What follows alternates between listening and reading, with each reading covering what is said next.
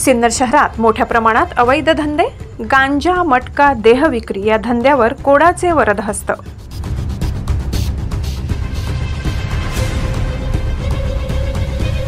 Police निरीक्षक श्री राजू सुर्वे यांच्या मार्गदर्शनाखाली सिन्नर शहर तसेच स्थानिक गुन्हे शाखेच्या पथकाने नाशिक तालुका परिसरातील अवैध व्यवसायांवर छापे टाकून कारवाई केली आहे। सिन्नर शहरातील लोंडेगली परिसरात अवैधरित्या अंमली पदार्थाची विक्री होत असल्याबाबतची गोपनीय माहिती विशेष पथकास मिळाली होती। त्याप्रमाणे पथकातील अधिकारी व अंमलदारांनी सदर ठिकाणी छापा टाकून अंमली पदार्थ, गांजा व भांग पावडरची अवैधरित्या विक्री व सेवन करणाऱ्यांवर कारवाई केली आहे।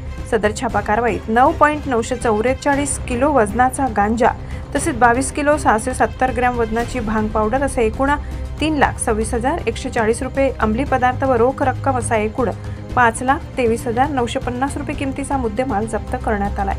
तसेच सिन्नर शहरातील उद्योग भवन परिसरातील हॉटेल न्यू सागर लॉजिंग या ठिकाणी अवैधरित्या सुरू असलेल्या विक्री व्यवसायावर देखील विशेष पाठविणे छापा टाकून कारवाई केली आहे। तसेच सिन्नर शहरातील 7वे गली परिसरात काही मटका जोडायचा अड्डा चालू होता, तेथेही छापा टाकून कारवाईस अवैधरित्या मटका जुगार खेळणारी व खेळणारे इसम ताब्यात घेण्यात आले। महाराष्ट्र माझा न्यूजसाठी निफाड तालुका प्रतिनिधी राजेश भडांगे।